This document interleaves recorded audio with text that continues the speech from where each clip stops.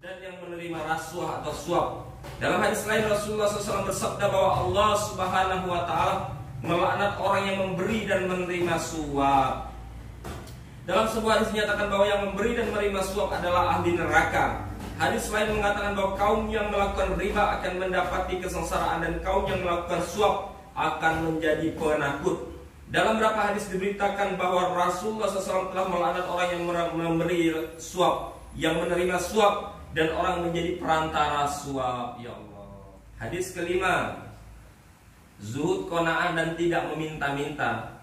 An Anas radhiyallahu anhu qala Rasulullah sallallahu alaihi wasallam, idza aqrada ahadukum qaradan fa ahda ilaihi aw hamalahu 'ala dabbah fala yarkabahu wa la yaqbalha illa ay yakuna jara bainahu wa bainahu qabla dzalik.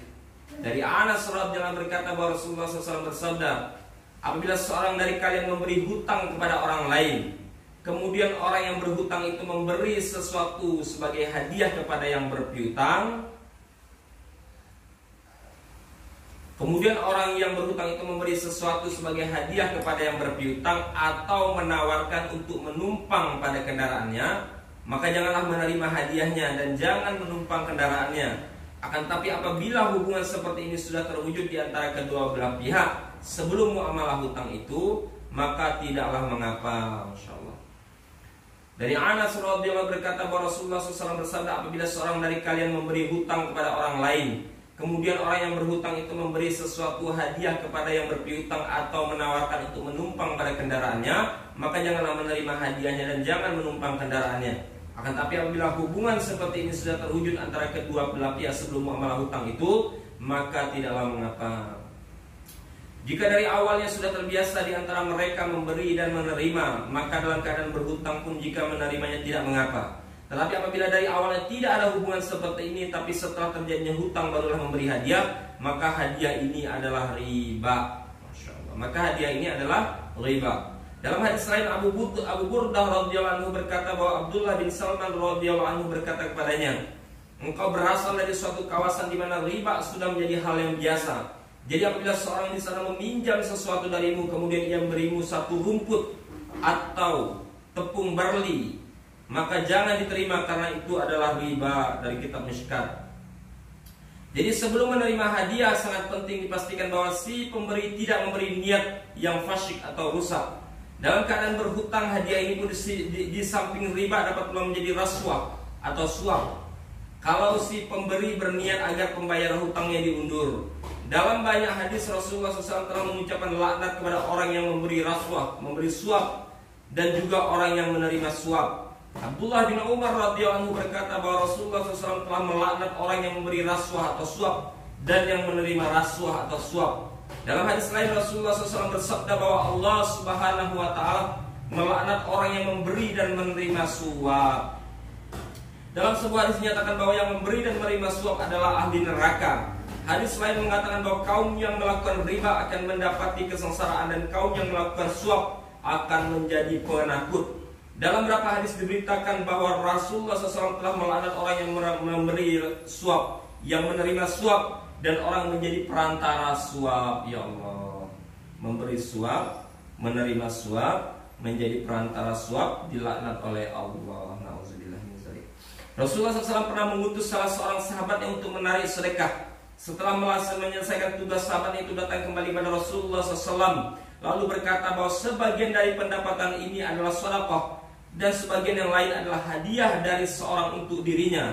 Atas peristiwa ini Rasulullah SAW berbicara dalam majelis, aku telah mengutus beberapa orang untuk memungut sedekah. Salah seorang dari mereka mengatakan bahwa sebagian dari ini adalah sedekah dan sebagian yang lain adalah hadiah yang diberikan untuknya. Duduklah di rumahku, duduklah di rumah bapakmu atau ibumu dan tunggulah apabila kamu diberi hadiah atau tidak. Dari kitab Mishkat. Sebagaimana telah diterangkan di atas mengenai hutang, Rasulullah SAW mengatakan bahwa sekiranya memberi dan menerima hadiah itu sudah terbiasa sebelumnya, yaitu sebelum terjadinya muamalah hutang piutang, maka tidaklah mengapa untuk melanjutkannya setelah menjadi muamalah itu. Begitu juga dalam peringatan ini terdapat isyarat bahwa apabila seorang itu biasa menerima hadiah sambil duduk di rumahnya sendiri sebelum menjadi hakim atau petugas pemerintah, maka hadiah diterimanya menjadi pemungutan sedekah ataupun adalah hadiah yang sebenarnya. Tapi apabila hadiah ini menerima setelah menjadi pemungut sedekah atau petugas pemerintah, maka itu bukanlah hadiah yang sebenarnya. Rasulullah SAW bersabda bahwa jika seorang memberi dukungan, lalu karena dukungannya ini mendapatkan sesuatu dari hadiah atau menerimanya, maka dia sudah masuki pintu yang sangat besar, yaitu pintu-pintu riba dari kitab Mishkat. Mu'adz radhiyallahu anhu berkata, Rasulullah SAW mengutus saya sebagai hakim di Yaman.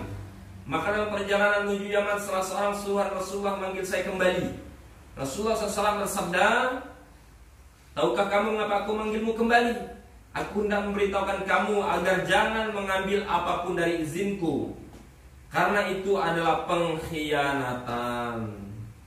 Dalam Quran dikatakan Allah Subhanahu wa taala, "Wa may yaghlul ya'ti bima qalla yaumal qiyamah." Siapa yang berkhianat, dia akan bangkit pada hari kiamat bersama dengan apa yang dikhianatkannya. Quran surah Al-Imran ayat 161. Abu Hurairah radhiyallahu berkata bahwa Rafa radhiyallahu telah memberi seorang hamba kepada Rasulullah SAW sebagai hadiah. Hamba itu ikut pagi bersama Rasulullah dalam perang Khaybar. Suatu saat ketika ia sedang mengikat barang-barang Rasulullah SAW, tiba-tiba terpanah hingga mati syahid. Para sahabat Allah mengucapkan ucapan mubarak, selamat atas kesyahidannya.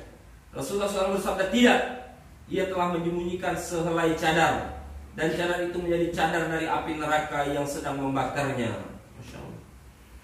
Zaid bin Khalid radhiyallahu berkata bahwa ketika perang Hunain, seorang telah wafat. Ketika jenazahnya sudah siap untuk disolatkan, para sahabat meminta agar Rasulullah SAW mengimami sholat jenazahnya.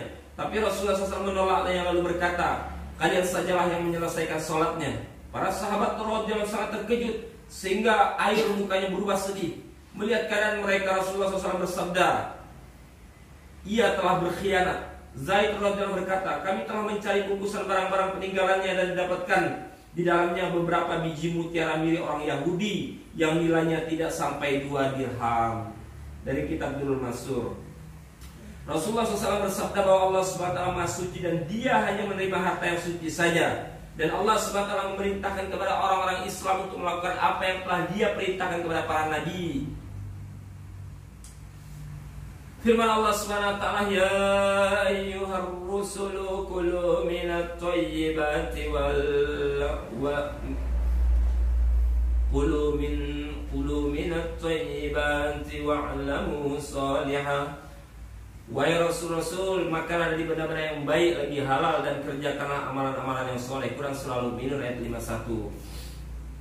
Dan kepada orang beriman Allah SWT berfirman, ya ayyuhalladzina amanu kulu min thayyibati ma razaqnakum. Wahai orang yang beriman, makanlah dari benda-benda yang baik, yang halal yang telah kami berikan kepada kamu. Rasulullah SAW pernah menceritakan mengenai seorang yang melakukan perjalanan panjang.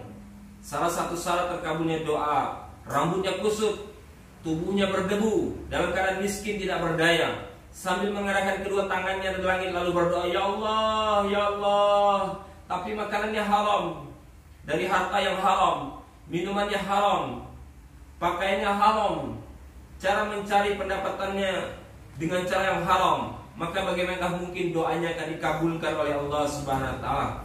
Dalam hadis lain Rasulullah bersabda bahwa tidak lama lagi akan timbul suatu zaman di mana manusia tidak akan memperdulikan lagi penghasilannya, apakah halal ataupun haram. Ya Allah.